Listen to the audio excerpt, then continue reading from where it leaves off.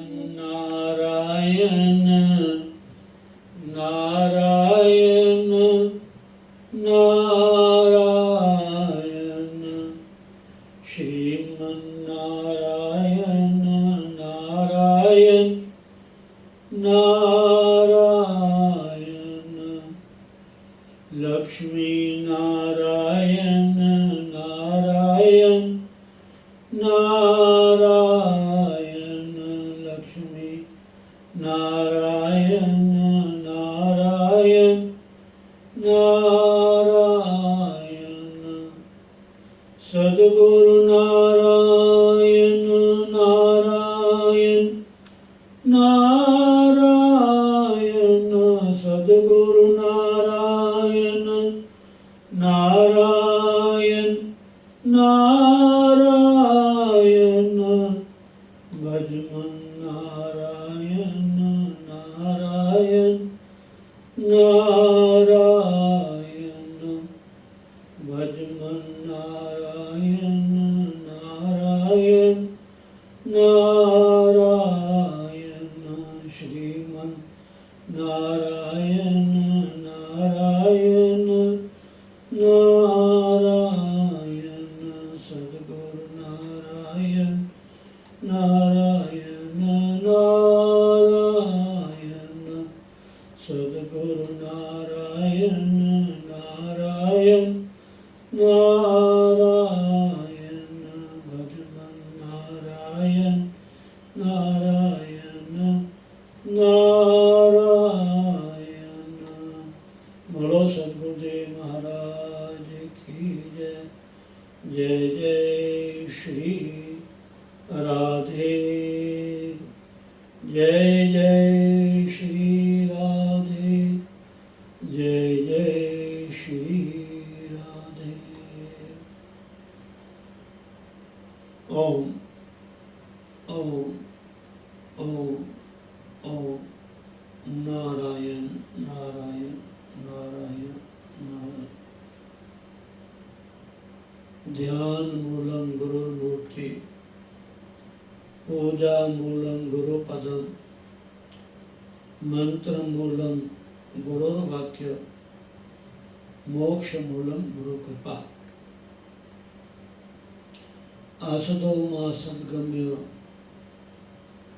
मृत्युर्मा अमृतगम्य तमसो मां ज्योतिर्गम्य।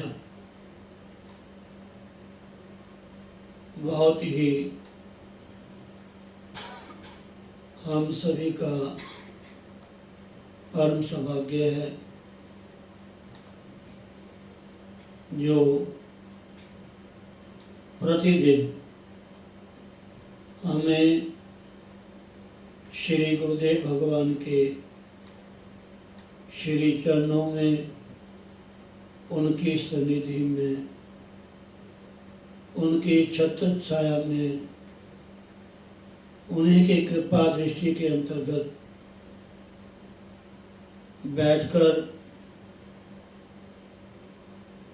उन्हीं का ध्यान करते हुए हमें नित्य प्रति सत्संग कथा हरि नाम चर्चा हरि कीर्तन करने का सुनने का देखने का सौभाग्य प्राप्त होता है। ये बहुत ही उस परमात्मा की अपार कृपा है। बिनु हरि कृपा मिले नहीं संता।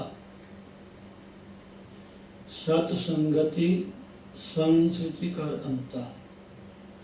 बड़े भाग पाइए सत्संगा। सत्संगति संस्कृति कर अंता। तात स्वर्ग अपवर्ग सुख धरिए तुला एक अंग तोल न ताही सकल मिली जो सुख लब सत्संग। तीर्थ नहाए एक फल संत मिले फल चार सद्गुरु मिले अनेक फल कहत कबीर विचार। वाराणसी प्रयागादौ यद गत्वा फलम लभेत तत्फलम कोटि गुणितम गुरु स्थानस्य दर्शन। ये सत्य बात है।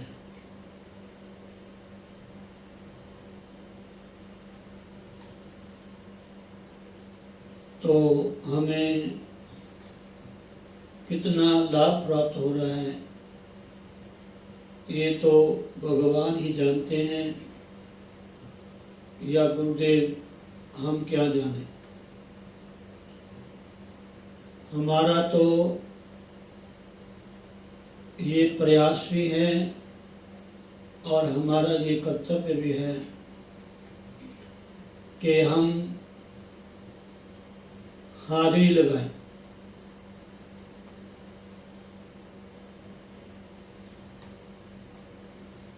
इसलिए आप लोग जहाँ भी बैठे हैं वहीं बैठे हुए अपने गुरुदेव का मन ही मन दर्शन करें। गुरु ब्रह्मा गुरु विष्णु गुरुदेवो महेश्वरः गुरु साक्षात् परब्रह्म तस्मै श्री गुरुवे नमः।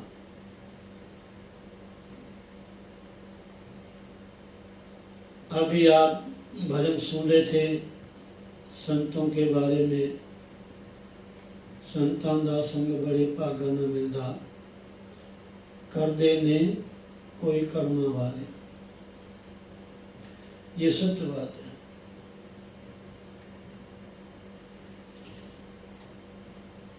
सत्संग एक ऐसा साधन है, इसमें बैठकर, इसमें आकर के हमारा जो मन है उस परमात्मा में अनायास ही लग जाता है। जिनको सत्संग बहुत ही प्रिय है, जो सत्संग के बिना रह ही नहीं सकते, किसी को कुछ आदत पड़ी हुई है, किसी को कुछ आदत पड़ी हुई है। हर इंसान अपनी संगति के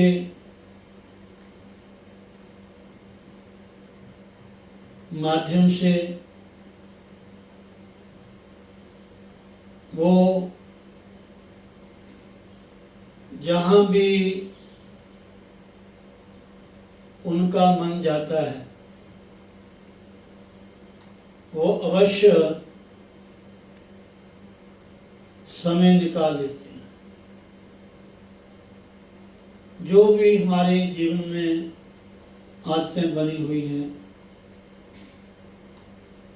किसी को सोने की, किसी को खाने की, किसी को पीने की, किसी को गाने की, किसी को घूमने की, किसी को व्यर्थ बातें करने की,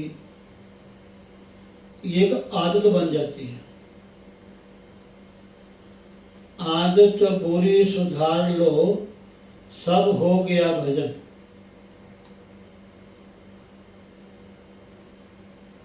समझे नहीं? रामायण में लिखा है कि मूर्ख हृदय न चेत, जे गुरु मिले बेरंची सब। जो मूर्ख मैंने जो मूढ़मती होते हैं, अपने मन के पीछे चलने वाले, उनको चाहे ब्रह्मा भी क्यों ना ज्ञान दे, उनको असर नहीं होता। जैसे पत्थर है, जैसे रेत है, उसमें बूंद पड़ी ना पड़ी एक बराबर है। लेकिन जो अधिकारी होते हैं,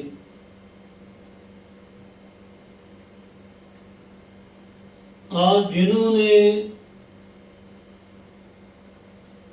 ये धार लिया है कि मैंने अपना कल्याण करना है। और वो मैं बता रहा था पिछली बार, ये पूरा संसार 3 गुणों से बना हुआ है,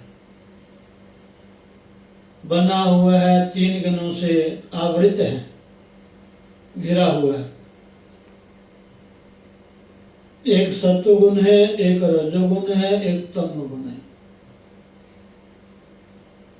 जिनमें सत्वगुण की प्रधानता होती है उनको ज्यादा सत्संग प्रिय होता है। जिनके भीतर रजोगुण होता है वो ज्यादा जो आंखों को अच्छा लगे, कानों को अच्छा लगे, घूमना फिरना खाना पीना अच्छा लगे, ऐसे रजोगुणी प्रकृति के जीव होते हैं। वो भले कहीं भी हों, उनका मन सदैव वही होता है। और जो तमोगुणी है उनको तो कहने क्या है, बस। इसलिए जब सत्वगुण हमारे भीतर प्रवेश करता है या सत्वगुणी हमारी प्रवृत्ति होती है तो हमारे मन में अच्छे विचार आते हैं।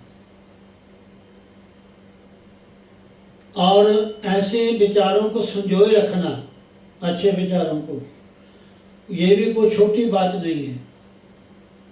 भले हम कितना कोशिश करें, जब तक गुरु कृपा नहीं होती, जब तक ईश्वर कृपा नहीं होती, जब तक हमारे किए हुए अच्छे कर्म साथ नहीं देते, हम अच्छे कार्य की तरफ चल ही नहीं सकते। अगर चलेंगे भी ना कोई रुकावट हो जाएगी, ये कुदरती बात है। इसलिए जीवन में जितना ज्यादा हो सके अच्छा देखो, अच्छा सुनो, अच्छा बोलो, अच्छा खाओ, अच्छी की संगत करो। कितना धन हो, कितना साधन हो, कितना बड़ा परिवार हो, कोई भी कमी ना हो, लेकिन अगर हमारे जीवन में सत्संग नहीं है तो ये सब व्यर्थ है, किसी काम का नहीं। इन सब से हम संसार का सुख तो भोग सकते हैं, लेकिन हमें मनुष्य जीवन के माध्यम से जिसलिए हमें ये जीवन मिला है उस लाभ से हम चूक जाएंगे, ये सत्य बात है। इसलिए ध्यान रखें, धन बंधन का कारण नहीं है, परिवार बंधन का कारण नहीं है, घर मकान दुकान बंधन का कारण नहीं है। कारण वो है हम चिंतन किसका करते हैं। जब मन में ऐसा होगा कि कब भगवान मिले, कब सत्संग मिले, कब भजन करें, जिस दिन हम सुबह उठ करके भगवान का नाम ना लें, नित्यनेम ना करें, रामायण है, गीता है, भागवत है, हनुमान चालीसा है, जो भी आप नित्य पाठ करते हैं, जब उसके बिना हम रह ना सके तो समझो कि आपकी भक्ति शुरू हुई है।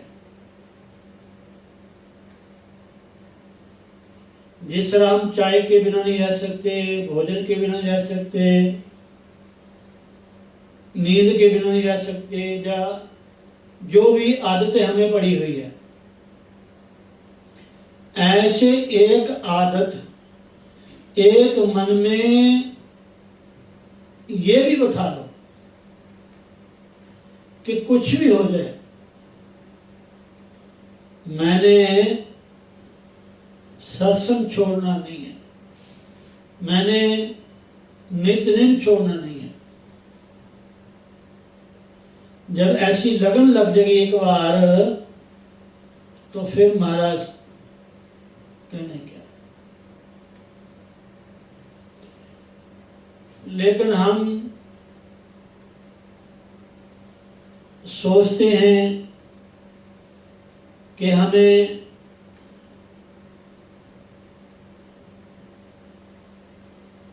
सत्संग भी करना है और हमें संसार के काम भी करने हैं।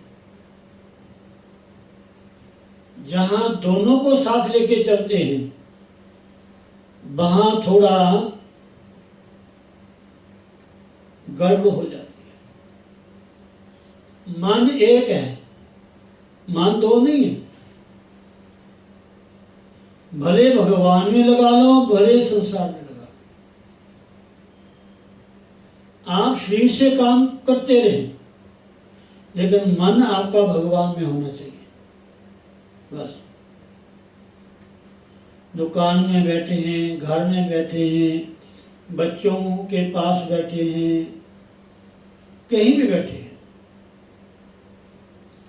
लेकिन आपके जीवन में जीवन दाता की स्मृति होनी चाहिए। जिस परमात्मा ने हमें ये सब कुछ दिया है, उसका पल पल पल पल पल पल शुक्रिया करना चाहिए।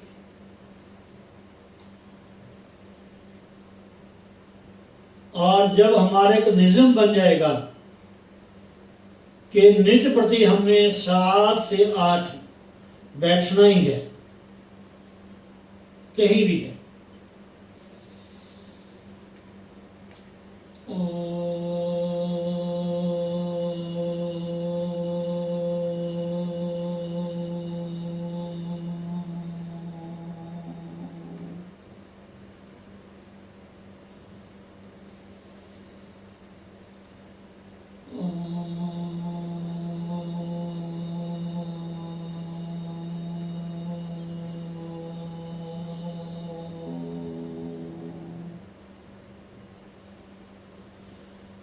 हरि नाम कीर्तन करना, भजनों को गाना, उतने समय में रामायण का पाठ करना, सुंदरकांड का पाठ करना, हनुमान चालीसा का पाठ करना, कोई कथा सुनना, सुनाना, भजन ध्यान करना, ये सब सत्संग ही है। ये कथाएं, ये भगवान के नाम का जो संकीर्तन है, ये भगवान से जुड़ना ही है। सत्संग का मतलब ही है सतनाम परमात्मा, संग नाम जुड़ना उससे, बस। और ये संसार है, ये असत है। असत मतलब कि हमेशा रहने वाला नहीं है। उमा कहो मैं अनुभव अपना, सत हरि भजन जगत सब सपना। भगवान शिव कहते हैं कि हे उमा, अगर संसार में कोई सत्य है, वो केवल भगवान का भजन है। एक कोई व्यक्ति था, सुबह जल्दी उठ करके कभी नहा लिया, कभी नहीं नहाया, सीधा अपने काम पे जाता था और सायंकाल 5-6 बजे वापस घर आता था।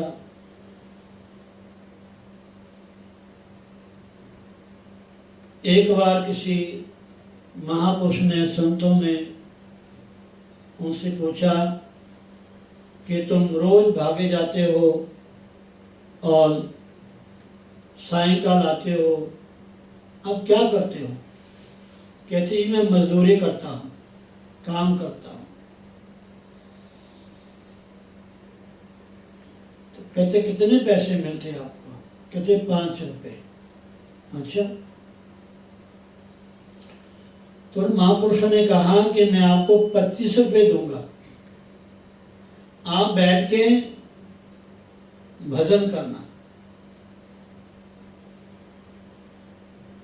आपको 5 रुपए मिलते हैं, सुबह जाते हो, शाम को आते हो, सारा दिन काम करते हो, थक भी जाते होंगे आप, लेकिन मैं आपको 5 की जगह है 25 दूंगा, लेकिन आपने एक जगह बैठना बस, और बैठ के आपने भगवान का नाम लेना। उसने सोचा ये कौन सी बड़ी बात है,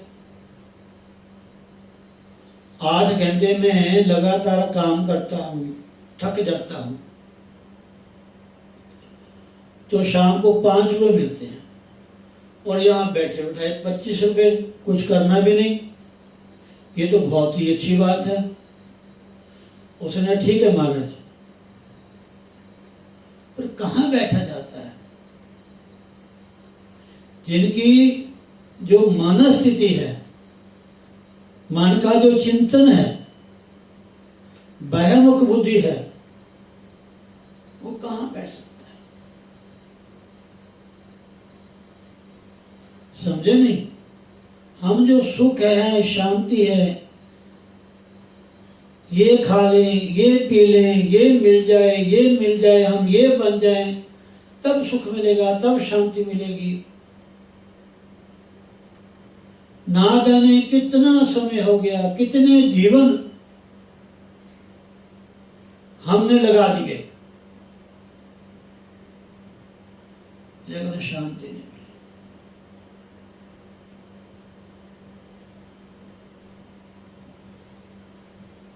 वो बैठ नहीं सका भजन में 1-2 घंटा भी, 1-2 घंटा बैठा और उठ के चल पड़ा। कहते स्वामी जी ये काम नहीं मेरे से होता, बताओ।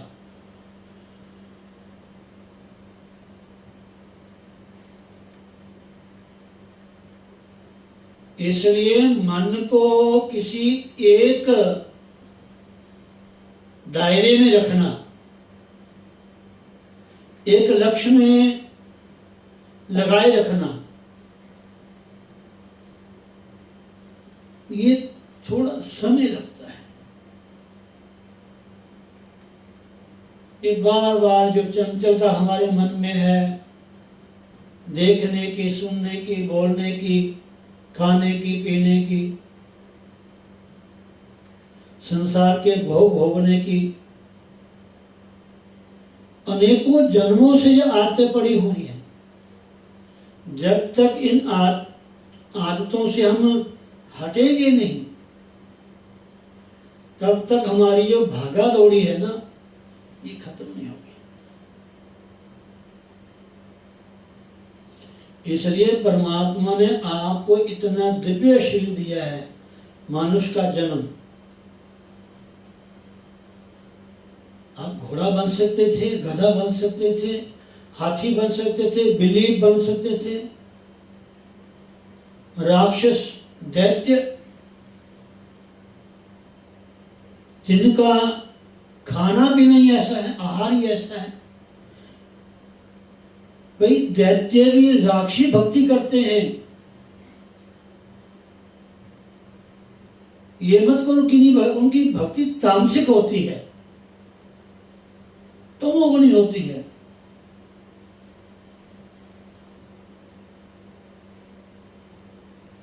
जो साधिक होते हैं, जिनमें सात्विकता होती है, सतोगुण की प्रधानता होती है, जिनके मन में यह भावना होती है कि मैंने अपना कल्याण करना है,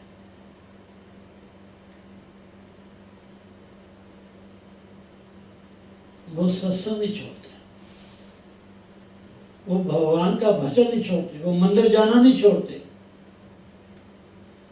वो भगवान शिव की आराधना नहीं छोड़ते, भले कुछ हो जाए। मंदिर जाना ही जाना है, भगवान की पूजा करनी ही करनी है।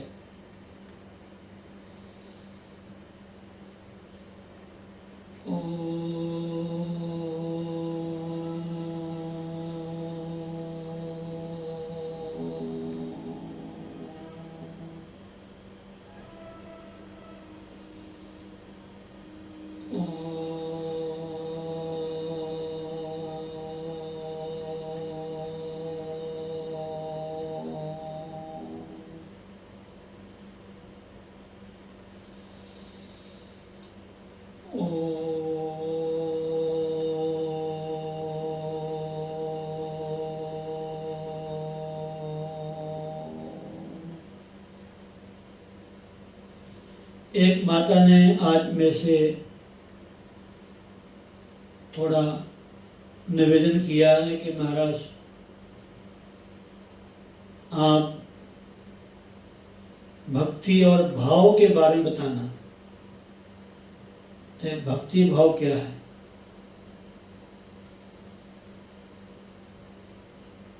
वो भगवान से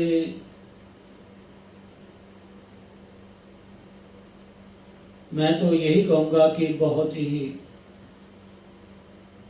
अपनत्व दर्शाती हैं, बहुत भगवान श्री कृष्ण की भक्ति करती हैं और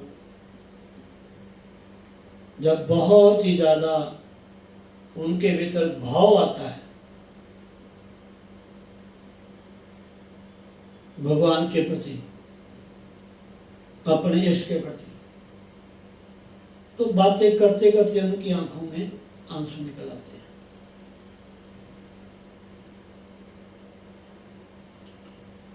और जो उन्होंने मेरे से पूछा है वो गुण उनमें हैं, उनमें भक्ति भी है और उनमें भाव भी है। हम जिस भी इष्ट की भक्ति करते हैं, भजन करते हैं, ध्यान करते हैं, वो देवता, वो इष्ट सबसे पहले हमारे भीतर देखता है कि इसमें भावना कैसी है, इसमें भाव कैसा है।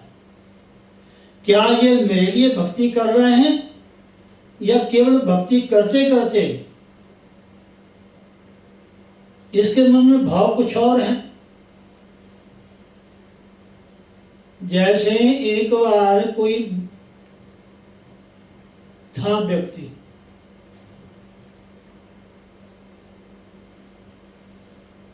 वो ऐसे मंदिर में लेटा हुआ था, तो माँ भगवती पार्वती ने कहा भोले भंडारी से कि महाराज देखो कितना आपका भक्त है, ये आपके पास लेटा हुआ है, इसको भी कुछ वरदान दे दो, इस पे कृपा कर दो। भगवान ने कहा देवी रहने दो, रहने दो, अगर इनको जगा दिया तो ना जाने क्या मांग लेगा है। आप जब कुछ मांग लिया, आज इसकी मांग का आपको पता चल गया तो आप समझ जाओगे कि ये भक्त नहीं है, ये मंदिर में लेटा जरूर है। हम मंदिर में जाते हैं, हमें यही नहीं पता कि भगवान से मांगना क्या है।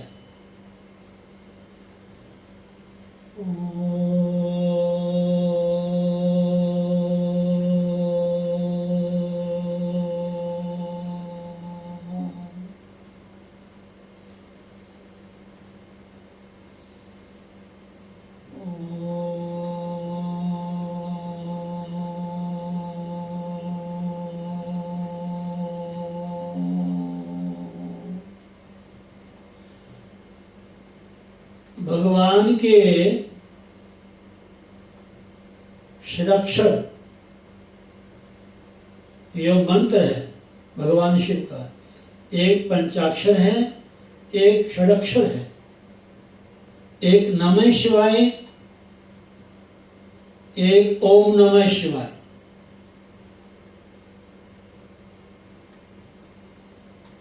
यो षडाक्षर मंत्र है, उसमें लिखा हुआ है ओंकारं बिंदु संयुक्तम नित्यं ध्यायन्ति योगिनः कामदं मोक्षदं चैव ओंकाराय नमो नमः।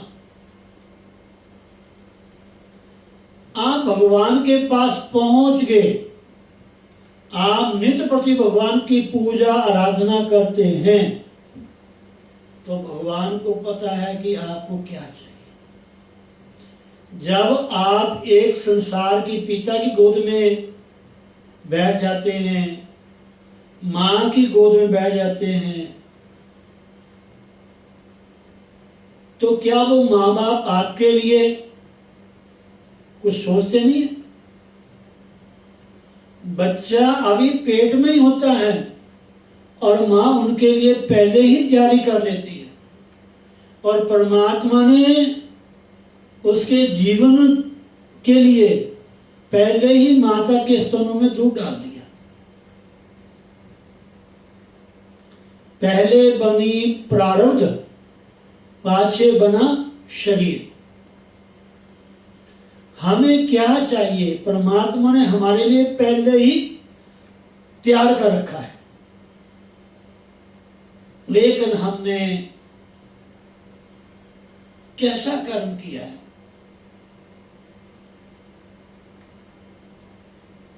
ये बहुत जरूरी है।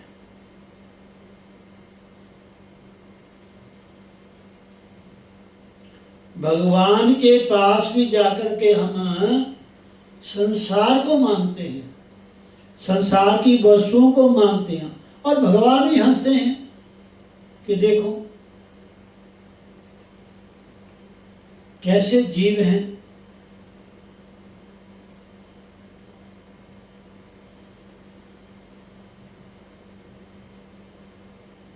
प्रहलाद ने, ध्रुव ने भगवान की भक्ति की, क्या नहीं पाया?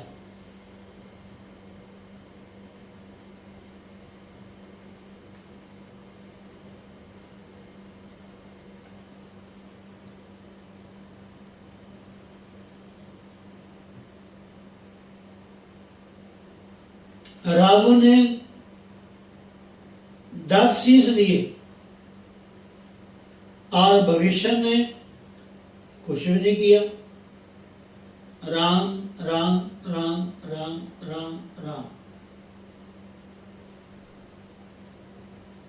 और बिना मांगे भगवान ने उनको राजा बना दिया।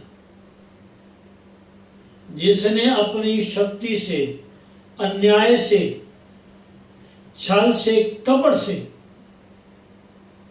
जिस राज्य को, जिस धन को, जिन साधनों को पाया, वो सब उससे दूर हो गए। और जिसने भगवान को पाया, जिसने सत्संग को पाया, जिसने संत की बात को माना, जिसने भगवान की शरण ग्रहण की, भगवान ने उसके लिए सब कुछ दे दिया, सब कुछ।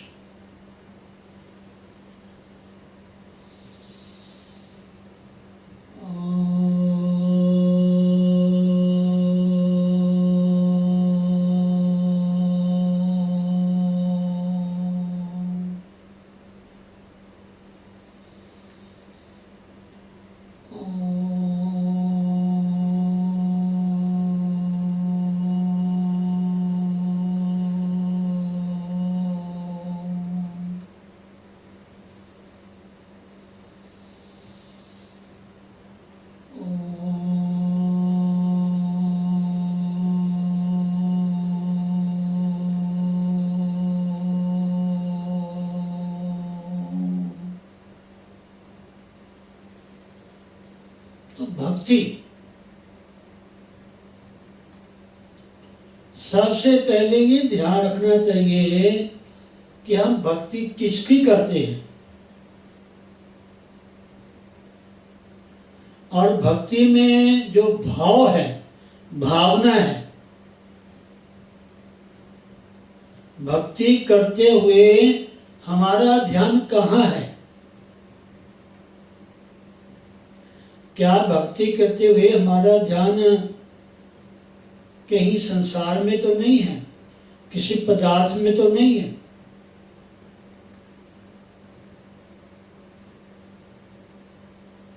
भक्ति का मतलब ही है कि अपने इष्ट के साथ जुड़ जाना और उससे कुछ भी ना मांगना, बिल्कुल सच्चे भावना से, सच्चे भाव से उनके साथ एकाकार हो जाना, वो भक्ति है, वो भाव है। भाव का भूखा हूं मैं, भाव ही एक सार है। भगवान कहते मैं तो भाव का भूखा हूं, मेरे लिए केवल भाव ही एक सार है।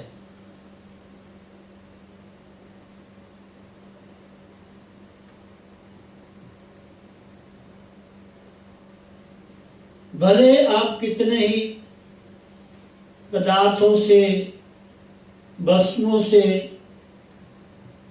अलंकारों से भगवान की पूजा करो, अगर मन में भाव नहीं है, भावना नहीं है, अपनापन नहीं है, लगन नहीं है,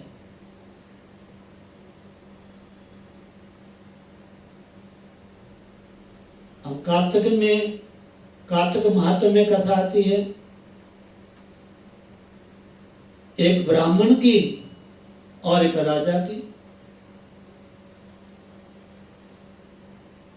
जो ब्राह्मण था वो तुलसी पत्रों से, पुष्पों से अपने भाव के द्वारा भगवान की पूजा करता था, और जो राजा चोल था वो अपने धन से, साधन से, अलंकार से, बड़ी सजावट से पूजा करता था। लेकिन जब उसने देखा कि वो सिंपल पूजा करने वाला सीधा भगवान के बैकुंठ में जा रहा है, उसको थोड़ा दुख लगा। क्या मेरी भक्ति भगवान को मंजूर नहीं है? क्या मेरी भक्ति कबूल नहीं होगी? उन्होंने अपने सिर को त्यागना चाहा और भगवान ने उसकी भी बाजू पकड़ ली, बाह पकड़ ली। जब उसके अंदर भाव आ गया, भगवान से जुड़ गया, वो अपनापन हो गया। तो जब तक भक्ति में भाव नहीं है, भावना सच्ची नहीं है परमात्मा को पाने की, प्रेम, लगन,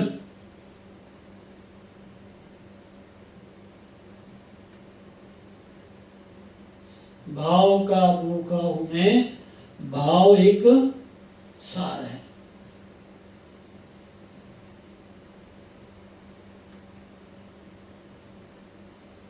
इसलिए जो हमारी भक्ति है उसमें केवल परमात्मा को पाने का ही भाव होना चाहिए, परमात्मा को मिलने की ही भावना होनी चाहिए, लगन होनी चाहिए। जब भाव और भक्ति दोनों एक हो जाते हैं, हमारी भक्ति में सिवा भगवान के कोई भाव नहीं होता, कोई भावना नहीं होती, कोई इच्छा नहीं होती, तो भगवान को आने में देर नहीं लगती। भगत के बस में है भगवान, भगत के बस में है भगवान। आपने कथा सुनी है ना कि लड्डू गोपाल के साथ उस माता का, पहले तो जवान थी वो, धीरे धीरे धीरे धीरे अवस्था ढलती गई, वो वृद्ध हो गई। लेकिन भाव उनका, उनके मन में ये नहीं कि ये पित्तल की मूर्ति है,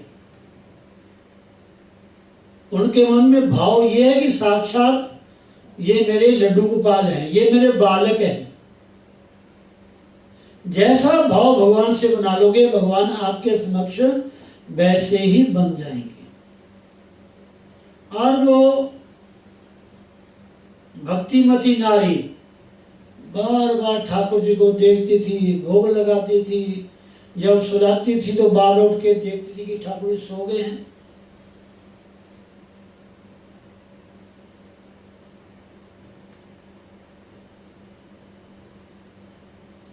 अब खन्ना में एक हमारे देवी है, जो उन्होंने लड्डू गोपाल को अपना पुत्र माना है, बेटा माना है, और सही भाव उनका पुत्र भाव है,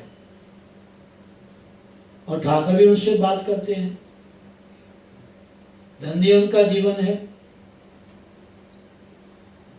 और उनके मन में एक ही भाव है, एक इच्छा है कि मेरे इस लड्डू गोपाल की, बिहारी जी की, कृष्ण जी की मैंने राधा से शादी करनी। बताओ, वो कहते हैं कि अब ये कहता है कि मुझे राधा लाके दो। बताओ, देखो कितना अच्छा भाव है।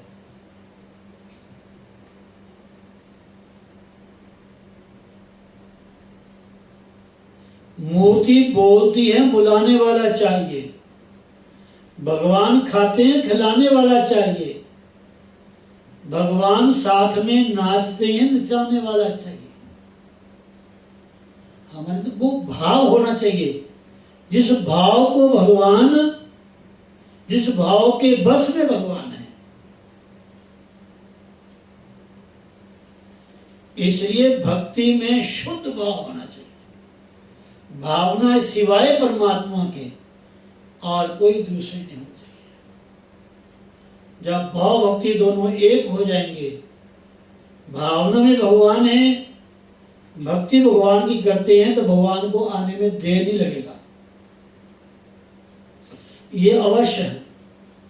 आपने भागवत में सुना होगा नारद मुनि जी की कथा जन्म की, तो भगवान ने कहा कि अभी एक जन्म आपका और है, इस जन्म में आपको और भक्ति करनी पड़ेगी, अगले जन्म में आप मुझे पालोगे।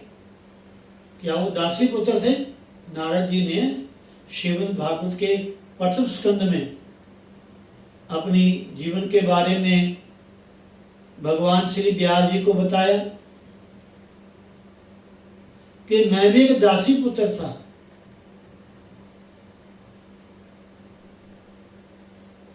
और मेरी मां संतों की सेवा करती थी,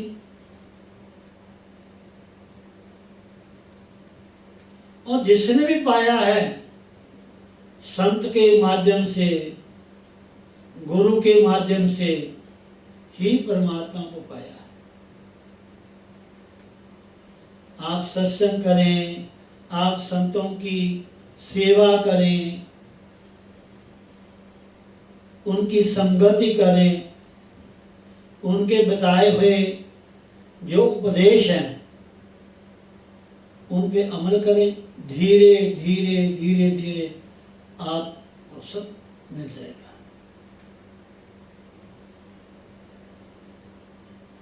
तो इसलिए बहुत ही आप सभी का परम सौभाग्य है